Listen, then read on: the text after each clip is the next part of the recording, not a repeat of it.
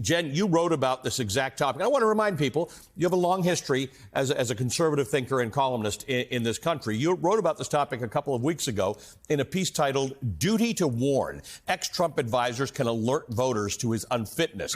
And you write about people like the former chief of staff, John Kelly, the former attorney general, Bill Barr, people who saw Trump up close. They were in the room where it happened, and the warnings that they've already given about Donald Trump. But you believe they can do more.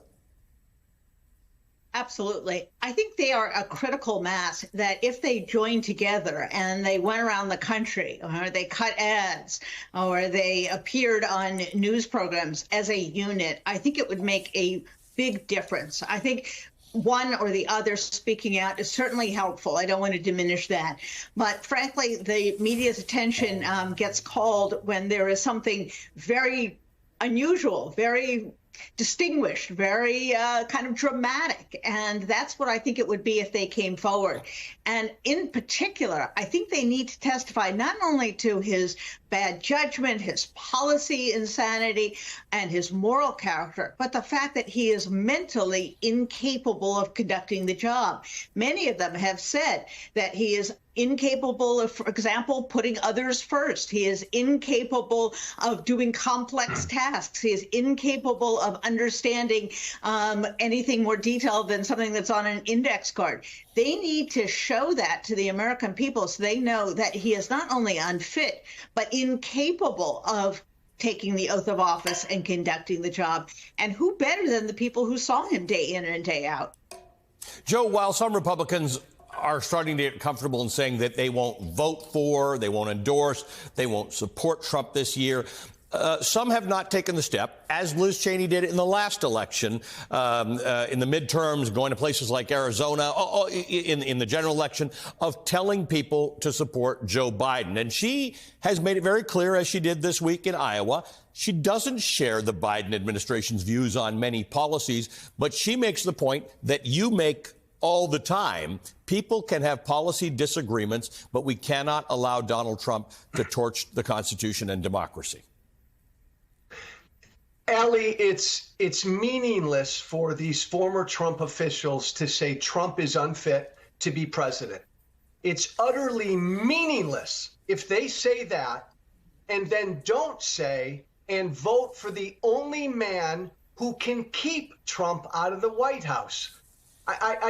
This infuriates me, this Holy Saturday for us Christians.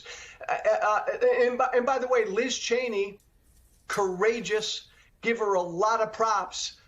She has not formally stood on the soapbox, stood in the public square like so many of us never Trumpers have, and said clearly, I believe she will, by the way, but clearly, therefore, vote for Joe Biden. Chris Christie hasn't said that. John Bolton won't say that. Most of these Trump officials will not say that. It's not just inconsistent. At this moment in time where that guy is a direct threat to our democracy. If you're a Republican, a former Republican, a conservative, a never Trumper, and you don't have the decency or the balls then to say, and damn it, vote for Biden, I think it's meaningless.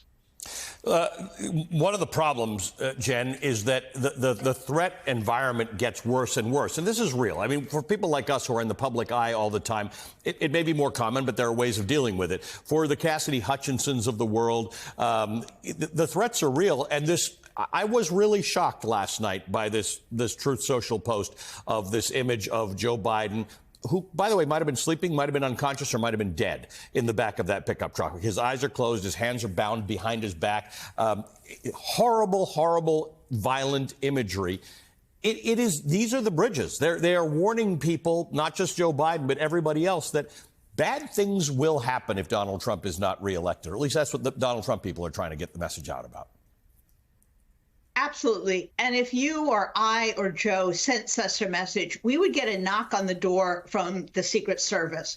It is a crime to threaten the President of the United States. Now, we can argue about whether this is a crime or not, but no other citizen would do this with impunity. And Donald Trump does, because no one tells him no. No one tells him to stop. This is what he is doing in these trials. He recently threatened the daughter of the judge in the New York criminal prosecution for falsification of business documents. The DA is going back to get a gag order to prevent that. But again, we have such a out of control person, and the institutions seem incapable of dealing with him. We had a federal court judge go on another network, Judge Walton, who was appointed by a Republican senior judge from the District of Columbia, who said, we cannot tolerate this. You cannot have Donald Trump threatening judges, judges' families, and the rest. This is an assault on democracy. This is an assault on the rule of law. If we allow him to do it, we will have chaos. And this is allowing the two-tiered system of justice. And at some point, the same rules that apply to all of us have to apply to Donald Trump. Joe, I want your take on this, but I also want to just tell you another piece of information that you may or may not know about this video, which is still up on Trump's Truth Social page. We asked for comment. We got a comment from Trump spokesman Stephen Chung, who's always been good at getting back to us, and he said this was just an image on the back of a pickup truck that was traveling down the highway, and that's always the version of the Trump excuse. I didn't do it. I didn't say anything. There was no threat. I'm just showing you the picture of a tied up current president of the United States with his eyes closed, lying on his side on the back of a pickup. That's the kind of way in which you can continue to stoke this stuff without actually taking responsibility for what you're doing. Allie, here's the point. Here's the scary point. Trump posted this, shared it last night. How many of my former Republican colleagues have come out since then and called him out? How many? None.